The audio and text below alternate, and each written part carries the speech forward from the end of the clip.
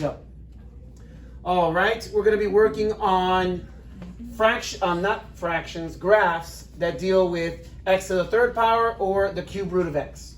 So x to the third power, the original graph, is going to look something like this.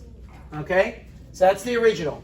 If you add a to it, hopefully I can highlight this.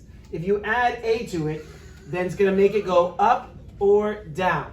If you subtract, it's going to make it go down. Adding would cause it to go up. If it's inside the parentheses, adding will make it go to the left, and subtracting will make it go to the right. Okay? X to the third power is going to look like this. Like this.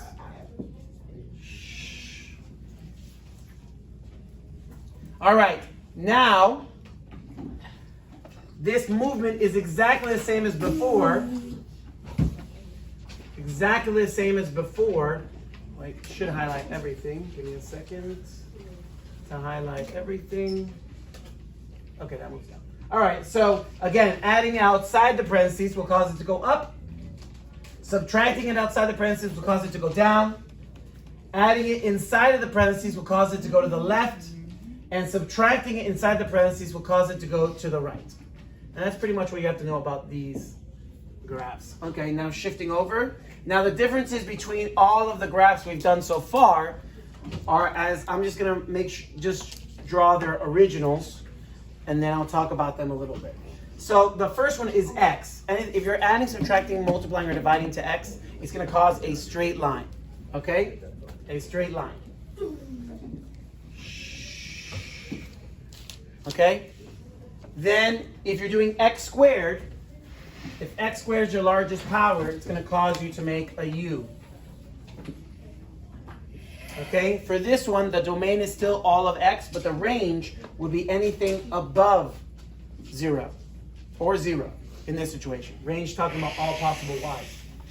The next one, square root of x looks like this. Okay? And then the absolute value of x will cause you to make a v. Okay? 2 to the power of x will cause you to have exponential growth. Exponential growth. And then half to the power of x will cause you to have decay. Okay? Now, x to the third and the square root of the cube root of x I already did, so I'm not going to do those examples. Now we're going off to do these, which is f of x, g of x, okay? So this is going to be f plus g, so I'm adding this and this. So it's going to be x minus 3 plus x squared minus 5x plus 6. Combining like terms, this is going to be x squared, it's the only one, and then I'm putting together the minus 5x with an x, causing it to be negative 4x, and then I'm going to have a 6 and a minus 3, causing it to be 3. All right? Then, okay? Then I'm going to be subtracting them. Same exact thing, x minus 3. I'm subtracting with x squared minus 5x plus 6, causing this to be x minus 3 minus x squared plus 5x minus 6, changing every sign that's inside the parentheses, the second one. Then I'm combining like terms. So this will be negative x squared gone, a 5x with an x that's causing it to be 6x, a negative 3 with a negative 6 that's causing it to be negative 9, and we are done with that one. Then multiplying them. Multiplying them will be the same as multiplying a binomial with a trinomial, which will be this times this makes x to the third. This will make negative 5x squared. This will make 6x. This will make negative 3x squared.